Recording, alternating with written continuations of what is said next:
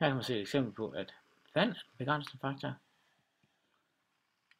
Man kan også prøve at forstå, hvorfor nitrat og fosfat ofte er de begrænsende faktorer. Hvis vi kigger på nitrat, så kan vi bare kigge i baserne på DNA. Prøv at se en gang her. Det kan vi Der vil vi kigge på nitrat også. Prøv at se, hvor mange der er. Nitrat. Nitrogen her, den indgår her. Jeg kan det ikke. I hver nukleotid, hver base i nukleotiderne, der er nitrogenholdige områder. Og så det går jo igen i hver nukleotid, der er. Og dem er der ligesom 6 milliarder af i hver eneste celle. Hvad sagde du?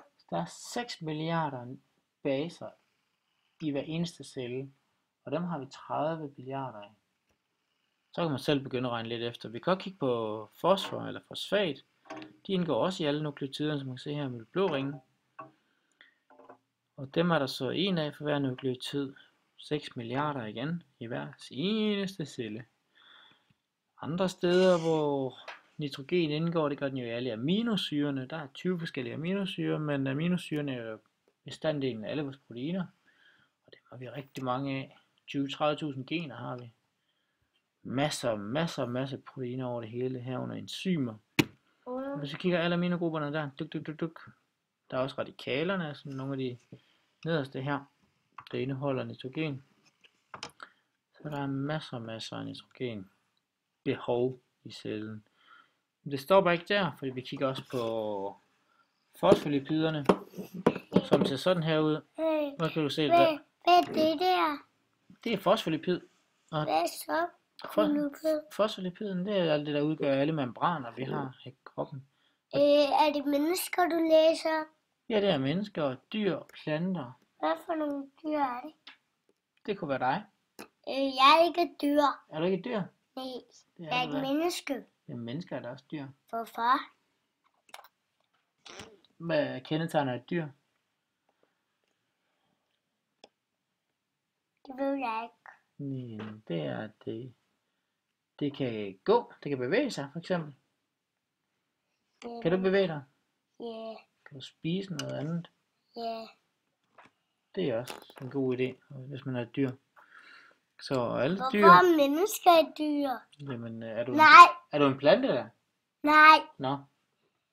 Er du en bakterie? Nej. En svamp? Nej. Er du et dyr? Ja. Ja. Hvorfor er mennesker ikke dyr? Jamen, de er ligesom alle andre dyr. De spiser, og de kan bevæge sig, og... De går, for eksempel, ja. Det vil sige... Det er ikke alle dyr, der går, for eksempel slanger. Ja, de kryber. De kryber, ja.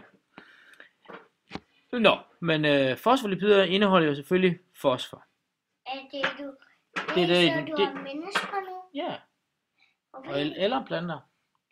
Eller bakterier. Eller svampe. Det er det hele, det gælder alt muligt. Og her, der har man i fosfolipider, det er klart, der er sådan en fosfatgruppe her. Men der kan også meget vel være en nitrogenholdig. Altså det er jo bare en polar inden alt det her. Prøv at se her, Oscar.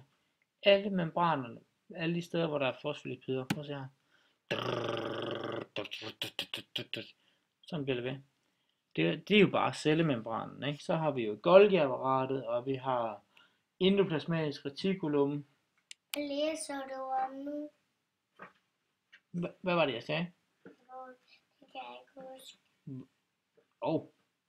Jeg hørte det ikke rigtigt. Prøv at sige det igen. Hvad var det, jeg snakkede om? Mennesker. Ja, rigtigt. Og hvad mere? Planter. Jeps. Og hvad mere? Dyr. Jeps.